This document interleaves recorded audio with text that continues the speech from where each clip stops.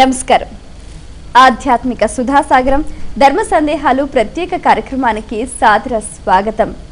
మన భారతీయ సంస్కృతి సంప్రదాయానికి అనుగుణంగా మనం జరుపుకునే ఒక్కో పండుగలో ఒక్కో విశిష్టత దాగి ఉంటుంది. అయితే బంగారు వర్ణ శోభతో దగదగలాడే నగలతో లక్ష్మీదేవిని ఎంతో శోభాయమానంగా అర్చించుకునే పండుగ అక్షయ తృతీయ. ఆ రోజు ఏం చేసినా అక్షయం అవుతుందని అంటారు. దానాలు, పూజలు, అలాగే తీర్థయాత్రలు ఏవి చేసినా వాటి ఫలితం అక్షయం, అనంతం లేనిది అని అంటూ ఉంటారు. మరి అటువంటి రోజున ఇంకా ఏ విధులు ఆచరించాలి? అక్షయ తృతీయకు సంబంధించి ఇంకా ప్రేక్షకుల ధర్మ సందేహాలు ఉత్తరాల ద్వారా, ఈమెయిల్స్ ద్వారా మన ఈ కార్యక్రమానికి ఎంతో శ్రద్ధగా రాసి పంపించారు. వారన్నిటికీ శాస్త్రీయ సమాధానాలు అందించడానికి మన ముందున్నారు ప్రముఖ ఆధ్యాత్మిక యాత్రికులు, మీ అందరికీ సుపరిచితులైన డాక్టర్ కాకనూరి సూర్యనారాయణ మూర్తి గారు. వారితో మాట్లాడి మరిన్ని విషయాలు వారి మాటలు తెలుసుకుందాం. ఈనాటి కార్యక్రమాన్ని ప్రారంభిద్దాం. నమస్కారం అండి. నమస్కారం అమ్మా.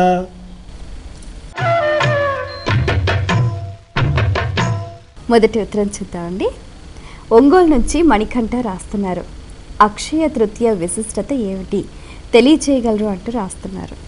అక్షయము అంటే క్షయము కానిది అని అర్థం. క్షయం అంటే నాశనము, నశించిపోయేదానికి క్షయము అంటారు. క్షయరోగ వివర్జిత అని ఈ దేహానికి నిర్వచనం. క్షయం చేత, రోగం చేత నాశనం అయ్యేది. అట్లా నాశనం కానటువంటిది నై తత్పురుష సమాసంతో కూడుకున్నది అక్షయ తృతీయ. ఇది నై తత్పురుష సమాసం అని చెప్పాలి. తిథులలో, పండుగలలో అక్షయ తృతీయ ఒక పండుగ. ఇది క్షయము కానటువంటి అపరిమితమైనటువంటి పుణ్యాన్ని మనకు సముపార్జింపజేసేది అని అర్థం. వ్రతోత్సవ చంద్రిక, వరదరత్న మహోదధి, ఇంకా అనేక వ్రతరత్న గ్రంథాలు ఈ అక్షయ తృతీయ అనే పండుగను గొప్ప పర్వంగా వర్ణిస్తాయి.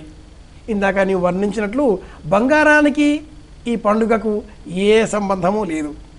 అక్షయ తృతీయ 4 యుగాలలో ఒక యుగ ఆరంభమైనటువంటి దానికి సూచన. కృత, త్రేత, ద్వాపర, కలి అనే 4 యుగాలలో కృతయుగం ఆరంభం కార్తీక శుద్ధ నవమి.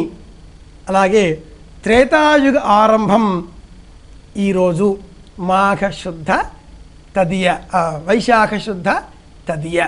అలాగే ద్వాపర యుగం మాఘ బహుళ త్రయోదశి, చివరిది 4వది కలియుగం, ఇది భాద్రపద బహుళ త్రయోదశి. ఇలా ఉండగా ఈ రెండవది అటువంటి త్రేతాయుగ ఆది మాఘ శుద్ధ వైశాఖ శుద్ధ తదియ ఈరోజు అని చెప్పుకోవాలి. వైశాఖ శుద్ధ తదియ దీనికి అక్షయ తృతీయ అని పేరు. ఇది త్రేతాయుగ ఆది. రామచంద్రమూర్తి త్రేతాయుగానికి సంబంధించినటువంటి మహానుభావుడు. ఆయన చరిత్ర మనకు దివ్య స్మరణం. ఈ రోజున ప్రత్యేకంగా పరశురామ జయంతి, బలరామ జయంతి, లక్ష్మీనారాయణ పూజ, త్రిలోచన గౌరీ వ్రతం, ఇలాంటి అనేక వ్రతాలు ఉన్నాయి. చైత్రమాసాదిగా చైత్రశుద్ధ తదియ నాడు చైత్ర గౌరీ అనే వ్రతాన్ని ప్రారంభం చేసి ఇదిగో ఈ రోజున పూర్తి చేస్తారు. కనుక అక్షయ తృతీయ అంటే ఇది యుగాది. యుగాది అనే పర్వాన్ని సంబంధించి మనం దానం చెయ్యాలి. ఈ రోజున మనం ఏ దానం చేస్తే అది మనకు అక్షయమైనటువంటి పుణ్యఫలాన్ని ఇస్తుంది. కనుక అక్షయ తృతీయ అన్న పేరుతో ఈరోజు దానం చెయ్యాలి అన్నారు. బంగారం దానం చేయాలి చేతనైతే, కాని పక్షంలో కొని పూజిస్తున్నారు. అంతేకాని విశిష్టత ఏమిటి, అక్షయ తృతీయ ప్రత్యేకత ఏమిటి అంటే మట్టుకు యుగాది అని చెప్పాలి. ఇది ఈనాటి విశేషం.